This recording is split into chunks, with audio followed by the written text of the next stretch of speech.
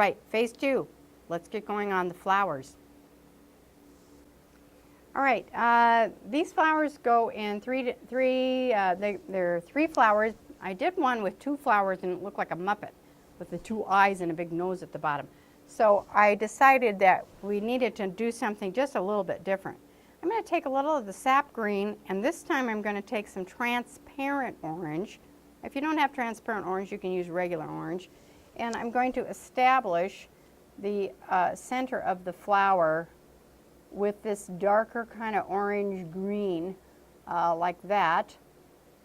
There's the center of one flower and a little more of the orange and sap green for just a fraction of a little bit of the flower that I see right there, and then one that's above it, which is up here in an elliptical shape. It's not a circle, it's an ellipse. This is going to be a little bit different than what you would normally see most painters, how they would approach it. It's just a little weird. Hang in there with me. I've been trying to figure out how to do sunflowers fast and not make them look like a 5-year-old did them, okay? And it's been a bit of a journey. So I'm going to now take some alizarin crimson. This is weird, all right. And I'm going to, let's start with this flower here. And I'm going to make little V's. See that V? Okay, V's. And we just make V's. This is like the base of each. Now I'm going to make it look, actually, you know what it feels like when you're doing it? Like a check mark, okay? Little check marks, check marks, check marks. And each one of these little V's that I'm basing out are the beginnings of the petals. I've worked them from the outside in, from the inside out, various different colors. I don't know if this is the best yet or not, but let's just see if it works. And I'm going to only put a few V's over here because this one is sideways. And what can I see here? I can see a V. Make sure you're looking at what you're doing, you know, at the subject. That's if you're just looking at your painting and you're not looking at your subject, it's like looking at the steering wheel while you're driving. It's a lot of glancing going on. Glancing doesn't mean staring at the steering wheel or staring at the road and not knowing what's going on. You need to make sure that you kind of know what's going on a little bit. All right, and I think while I've got this on my brush, I'm going to just make a little bit of a thing here, little mark here, and this one's a little bit over here. Okay. And that will be more into the orange, not orange, what am I saying, more into the green zone. Now the next thing I'm going to do is I'm going to take some transparent orange and some of my medium so that it moves well. And inside each one of those V's, I make a longer transparent orange. Maybe put a little bit of white with it. Yeah. There. Ooh, that's too much white. Okay. Maybe not, maybe not. It glows. So each one of these V's is now developing. I'm going to wipe that off and go back into my orange. Developing the next layer of its petal.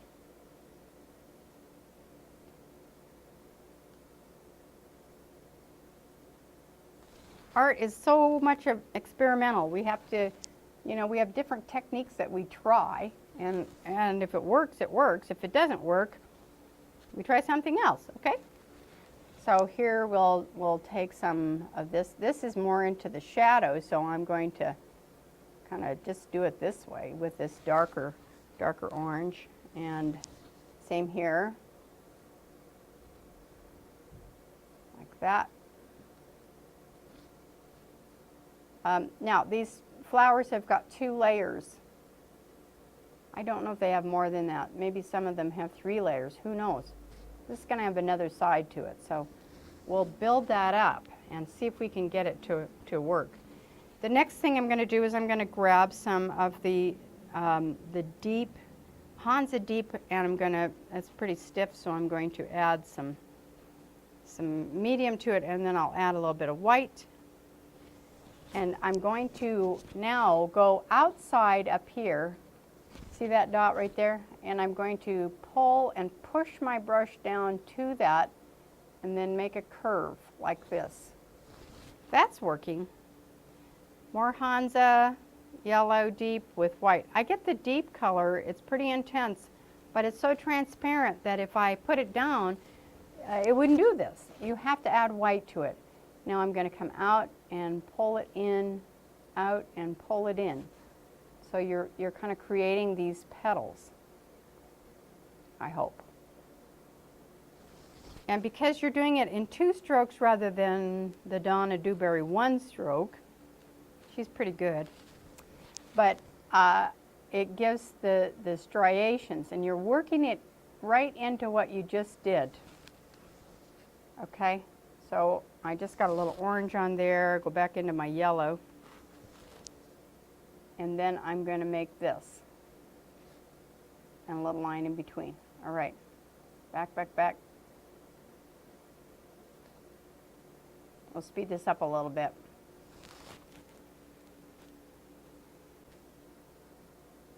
See, I'm overlapping this jar. That's why I didn't put a whole lot of dark paint on that, because I didn't want it to pick up in my yellow and turn my petals green. There, that's looking good. All right, same thing here. This one's going to be a little bit darker.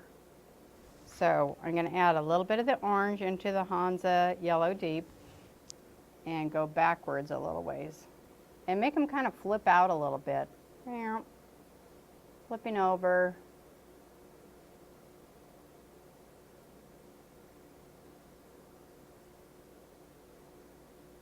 And then they kind of come in on themselves a little bit. You're not going to see all these petals because this one's overlapping this one. Okay, now this one's really bright up here at the top. So I'll add a little more white and some medium. And I'll start way out here and I'll work my way in. Keep reloading your brush. Make sure you get enough paint on there. Don't do what I just did and make, three petals out of the same stroke. I get lazy sometimes and I really pay for it. Okay, here's another one.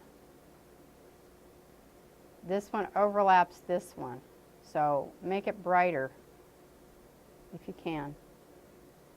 And then this. Okay, now these guys are shorter up here, and they come in a little bit shorter. There might be one that kind of goes like this, and some more that kind of go like this, and some that come out. I paint a lot of flowers. I paint them really big and realistic. So when I'm doing impressionism, let me tell you, this is a bit new to me. So no laughing. We're learning together, We're learning together. I want to make a little bit of light come out here. So add a little bit more of the lighter paint on the edge of the petals down here, as though there's a little light hitting that, and then a little bit of light hitting right here. Now, you see how these are kind of spread out a little bit. I'll now take some of the darker color. This time I'm going to take some orange, some yellow, and maybe a tiny dab of that quinacridone violet, just to make them a little darker underneath, and we'll do the same thing back here. I don't want to make them stripy either, so be careful of that. Pick up a little more of that just a straight Hansa yellow. Yeah, let's be careful. I don't want it to be stripy. The petals overlap, the petals overlap, and the petals overlap. These are picking up too much of the blue pot, so I'm going to add white into my cadmium, into my Hansa yellow, and kind of make them come out a little bit more. Okay, that's nice and sunny. Now I'm going to take a little bit of alizarin crimson with sap green and create this inside flower. A little bit there, tiny bit there, And now I'll take a little bit of the transparent orange with white, and I'll make just a little bit of texture by taking this is just a little filbert brush, and I'm just creating that kind of a texture by dabbing a brush that doesn't have just one color in, but two and maybe even three.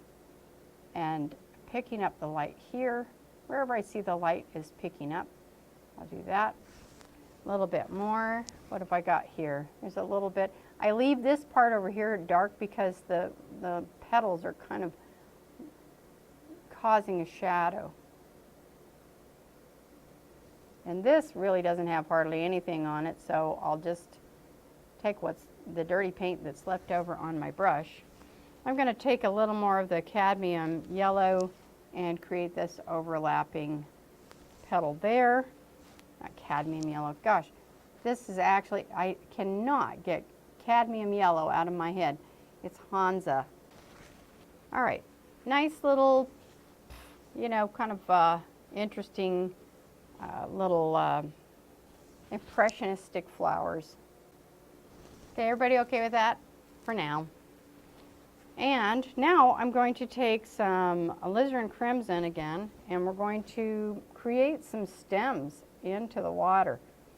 Why alizarin crimson? Well, I'm looking for a darker value because it's very dark in the jar.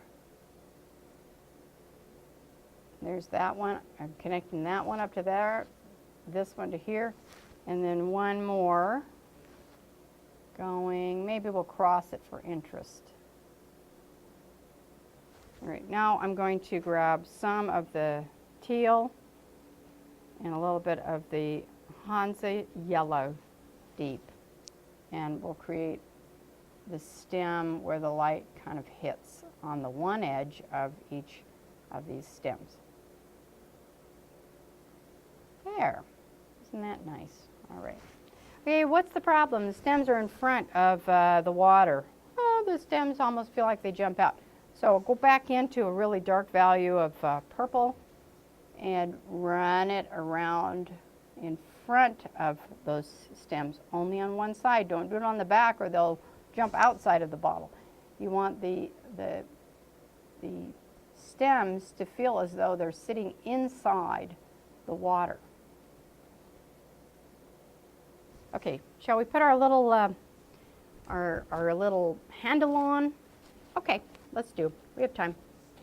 I'm going to dip my brush into my chisel brush, and I'm going to look at this thing and say, all right, where does that handle go in relationship to the vase?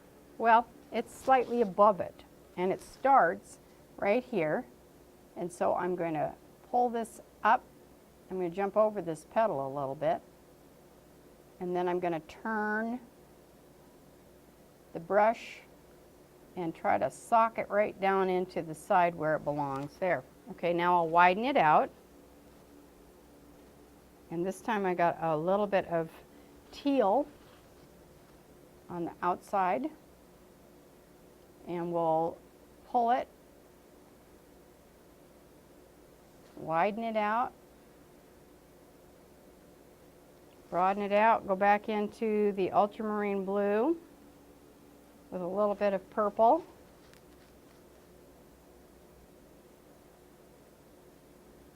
A little more. There we go. That's coming. And I'll connect that, kind of get this jar put back into place. And now I'm going to neaten this up a little. Boom. Okay, last bit for this round, I'm going to take a little more of a stronger white and just lay that down there. And where does it go on here? Over there. I'm going to run that right over that line again, just so it looks more like the glass is more interesting. Okay, on top of this is really, really sharp, and I don't want that being sharp. You don't want to feel like the cat can draw up a mouse through the table. It's so sharp. There. Shadows are soft. They dissipate as they go out into space. They're not cookie cutters. They're not super dark, unless everything is dark. Okay, we kept it pretty loose, and we got it done to this point. I hope you learned something, and I hope to see you again next time.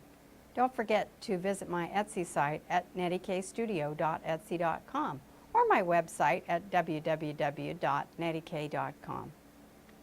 Be passionate about your painting or whatever you're up to today, and I'll see you again very soon. Thanks. Bye-bye.